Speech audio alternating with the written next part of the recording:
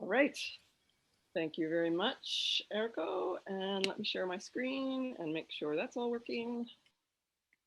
Well, just tell me if it's not working somewhere. Okay, great. So WTA and Plone after 13 years. That's what we're going to talk about. And I'm going to start off by giving you a little bit of information about WTA. So it stands for the Washington Trails Association. They have been in existence since 1966. They protect hiking trails and wild lands in Washington State, which is in the northwest corner of the US. It provides members and general public with really extensive information about hikes in the region. So the membership of WTA is very active. The Powered by this is the homepage, and the Powered by Hikers thing is absolutely true. The members submit trip reports and photos. Members can make changes to the official hike descriptions. Members volunteer for trail maintenance work parties, which we talked about in a previous presentation yesterday. So now I'm going to turn it over to Jesse to give you some of the details about the history of the site. Yeah, hi everybody. The site was originally built by One Northwest, which later became Groundwire. And a few of you may remember John Baldoviezo. He was the primary developer on this project. And I think at the time, it may have been One Northwest's most ambitious Plone site, and certainly one of the most ambitious. After Groundwire closed in 2013, Steve McMahon and I took over the responsibility for hosting and for ongoing development. Jazz Carta came on board in 2014 to implement a bunch of features collectively called My Backpack, which Sally will describe shortly, and also a volunteer management system, which we abbreviate to VMS, and that is implemented in Pyramid. And if you caught our presentation about Pyramid Auth on, well, I guess it was just yesterday, that project was described a little bit there. So an immediately notable thing about the site is that it's big. So there are 240,000 plus members, more every day. We've got a large ZODB, a lot of blobs, and even more blobs that are offloaded to S3 storage. Some of the content type figures, trip reports, which I'll talk about, 182,000 of those, 372,000 images, and Plone form gen forms, which is kind of an interesting stat, 521. So a significant portion of the site that as a developer I think about less, but as a hiker I use regularly, is comprised of a large volume of really great content about hikes in Washington State and about hiking in general. So they have safety guidelines, exercise regimens for hiking, trail rules and etiquettes, et cetera, et cetera. For a long time, the site pretty much stood alone in the types of features it provided for hiking enthusiasts. Here we see a hike search form where I can search for hikes with all kinds of profiles. Like, for example, if I want to hike 5 to 12 miles with no dogs, where I don't need any kind of paid trail pass, I can do that with the search form. There's a lot of metadata and you can get pretty specific about what you want. These days, there are a number of competing sites, many of them commercial ventures. All Trails is a prominent example you might know if you're interested in hiking and live in the US. Where WTA still retains a big head start is in content collected from users. The main conduit for this is the trip report. You go out on one of the hikes listed on the site, and afterwards you either log into the website or you use the mobile app that I'll be discussing a bit later. And you write a report of your experience, including things like whether the trail was washed out, whether there were trees down or the bugs were unbearable, that kind of thing. These trip reports are searchable, and many of the site users take advantage of the trip report search even more than the hike search, since its current information and the personal experience element is compelling. Of course, trip reports include a narrative body text element, which you can't see here, and up to 4 photos. The enormous number of photos the site accumulates every year has been one of the major technical challenges, and David Glick came to the rescue by writing an integration with Amazon S3 that the site uses to offload large original images. Okay, now we're going to bounce back over to Sally, who's going to talk about the My Backpack features. Thanks. So the My Backpack feature is based on sort of a supercharged member profile, Plone member profile, which includes a member's personal information like name, address, phone, that kind of thing, household information, specifically who are the member's dependents. This allows groups of members like parents and their children to be related together, and the list of saved hikes for the member when members are browsing hikes. Like you saw Jesse showing you that search screen with the results, they can save the hikes they're interested in to their My Backpack. The dashboard, we're looking at the My Backpack dashboard here, shows lots of information and links to the members' dependents and saved hikes, which I just talked about. Also the photos they have contributed to the site. That banner at the top of the dashboard displays 3 of their contributed photos, sort of cropped and arranged in that little pattern.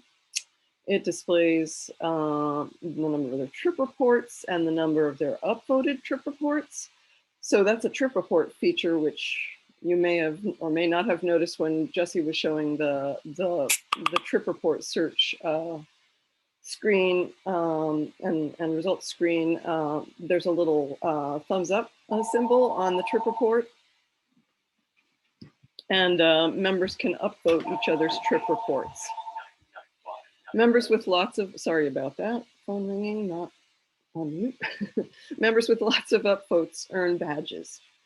So work parties, it also describes, these are managed in a pyramid-based system, which we described yesterday, as Jesse mentioned.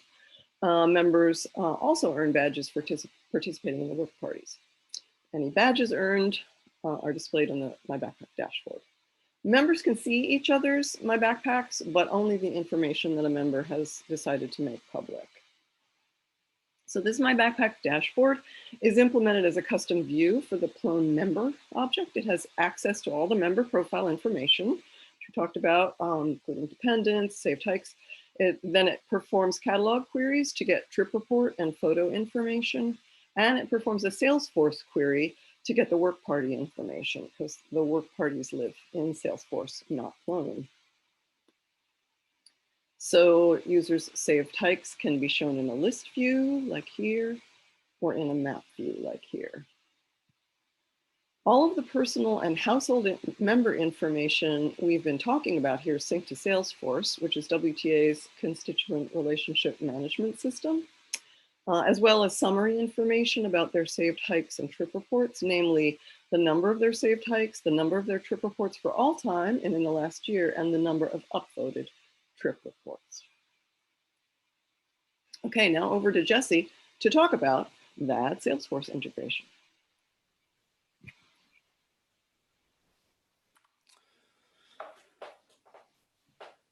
Okay, so since the WTA staff that are responsible for tracking membership and other forms of engagement work, they're primarily spending their day working in Salesforce, a number of the member attributes that ultimately impact membership features on the Plone site are actually managed in Salesforce on contact records. Plone member records hold the Salesforce contact ID in one of their fields, and the reverse is also true, so we can reference each from the other bidirectionally. On the Plone side, these values are copied to the Plone member data objects and used in a variety of ways. For example, for members who write a lot of trip reports, a top trip reporter badge will appear next to their handle on the website, as well as whether they're a paid member. You might have caught that on a previous slide that showed the trip report in detail. We also have a pass group plugin, which assigns members to Plone groups based on values that originate in their Salesforce contact record. Yes, so another technical challenge is keeping information in sync between the Plone site and WTA's Salesforce CRM. Since many of the values stored for members, like their email address, for example, could be changed in either system, the sync has to be bidirectional. We use a system of hashing aggregated values to know when one system has updates that should be applied to the other. For member information, there's a combination of immediate real-time syncing and nightly batch processing. Most of the syncing is done in nightly batch jobs, but here's an example where we immediately send your most recent login time to Salesforce every time you log in. You don't see it here, but this is called from a Plone event handler for the login event. And let's see, you can also see we've got a function decorator here, which takes care of all the Salesforce API retrying, and it will retry a few times if it fails initially. So the other category of member sync is a big nightly batch job. Every night, all the current Salesforce member records are queried, and we use the stored hash I described before to see if the Plone member needs an update, and then ignore or update as necessary. The code example here is pretty hand-wavy since a lot of the detail is elsewhere, but this gives you the general flavor of what we're doing. In the other direction, some basic trip report information keyed by Salesforce Contact ID gets sent over to Salesforce. In this case, we're using the Salesforce bulk library to help with this. All the sync, whether real-time or batch, all happens with celery tasks via collective.celery. I think we may again have David Glick to thank for that. I forget. Okay, now back over to Sally, who's going to talk about the site's integration with Mapbox maps. Thanks. Yes, we have David Glick to thank for quite a number of things on this site. So maps are critical to the WTA site, as you've already seen. Maps are a part of my backpack and the Trailblazer phone app, which we're going to talk about in a minute. And the most important map on the Plone site is the Hike Finder map.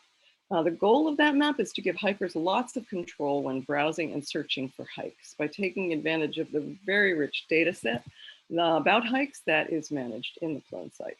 The Hike Finder map was designed and implemented in Mapbox, and the same Mapbox map forms the basis for the My Backpack and Trailblazer maps as well.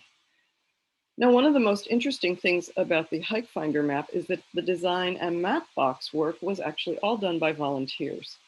WTA has an amazing volunteer community.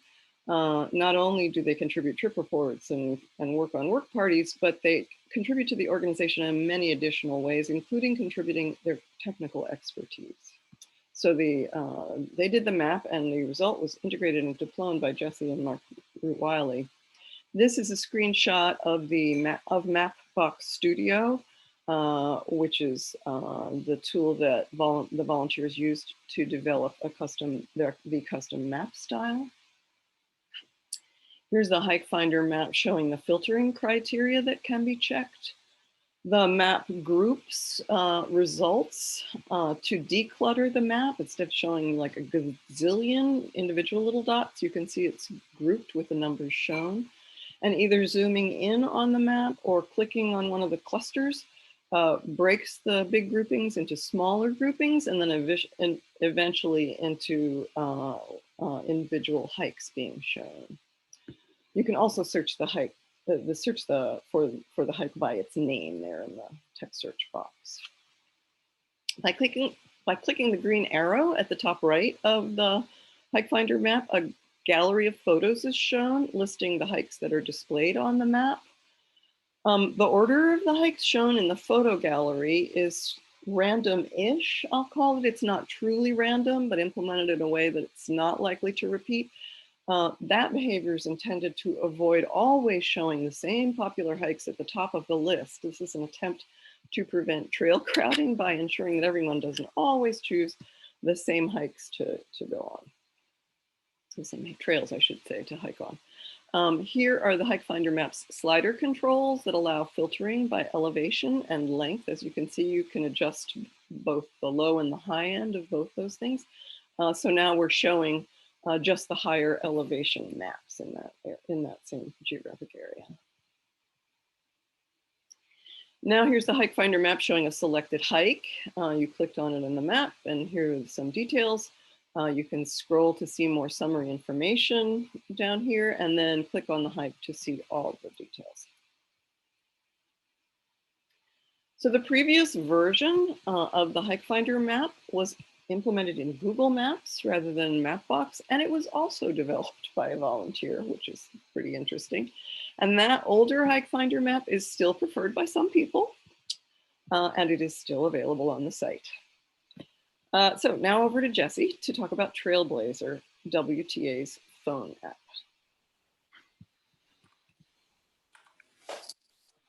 Yes, so Trailblazer is a mobile app for both iOS and Android, and it had its first major release around 2015. It's really fun because it combines all the same hike and trip report information that's on the website, but it can also layer in the geolocation features from your phone. So this lets you do things like see your position on the maps and search for hikes near your current position.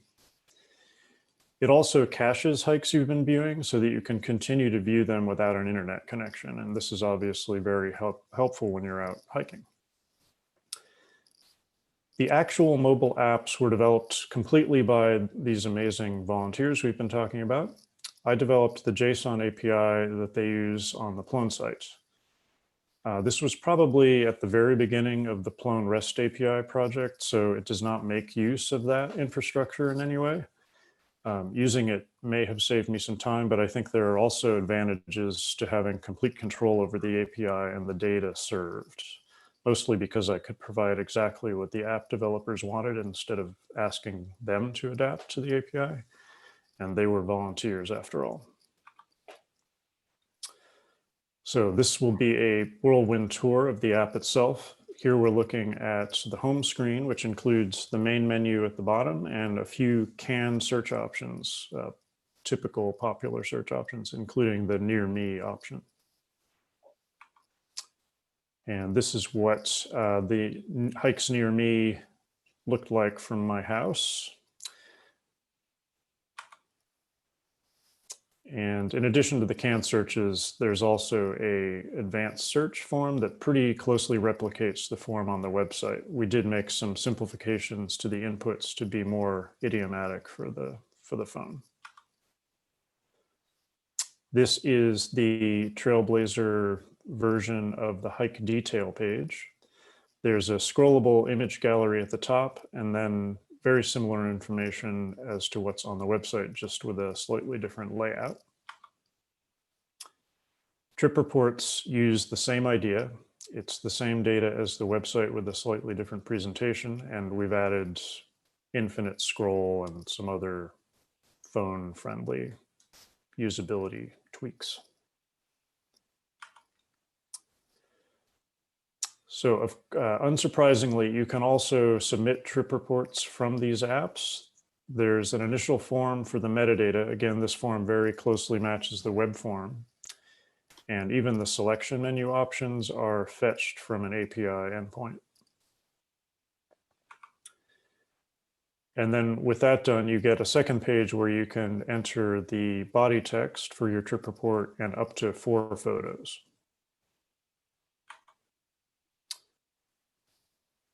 There is also a view of your saved My Backpack hikes, and these can be added to or removed on the app also, and then the list can be synced back and forth with the website list. There are many more features, too numerous to mention, but I will give a quick description of a few. So members can submit proposed amendments to existing hike descriptions, and these then go into a review queue, and WTA staff can look them over and automatically merge the changes into the canonical hikes if they see fit. They also have a well-developed system for managing memberships and donations, including e-commerce integration, which they do via Classy. The challenge of managing the ever-growing, so not only are there an endless supply of user-submitted photos, they're also getting bigger all the time because that's the nature of phone cameras. And this led to the development of collective.s3 blobs, which was a product of David Glick's brain, yet another. And there is a talk at the 2017 Barcelona conference specifically focusing on this tool. So if you're interested in that, that tech, there's more to learn by reviewing that talk.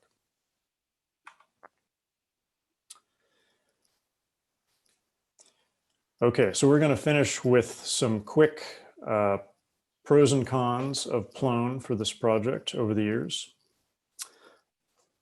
Excuse me. I would say basic stability and security have been great. There have been very few instances of isolated poor performance, and even these in general could be traced to some poorly configured catalog query or something like that. The number of users and the content volume has increased more or less linearly for 13 years, and Plone has handled this very well. The various custom content type systems have made it pretty easy to model WTA's particular domain, and the Plone workflow system and permission systems are hard to beat. So the other side of the coin, upgrades have been hard. I know this is a pain many of us have endured. In upgrades, sheer numbers matter, since an upgrade attempt will take many hours when you've got a huge number of content objects. And many hours is actually a best case scenario for WTA. Based on some experience someone else had made, David Glick put together an in-place archetypes to dexterity migration system that brought the time down just 2 hours. Without in-place migration, the migration was taking literally days. A multi-day edit freeze on a high participation site like this just isn't going to work. So the in-place migration was really critical despite its craziness. Jazzcarta has used this in-place migration on a number of other projects now, and it's worked out pretty well. We've also been burned by subtle API differences between archetypes and dexterity content types, which sometimes took a while to come to light. So we were doing retroactive post-migration fixes for a while, but I think that's behind us at this point. So on the whole, a lot more good than bad. And that's all I've got. So at this point, we will transition over to taking questions if people have them.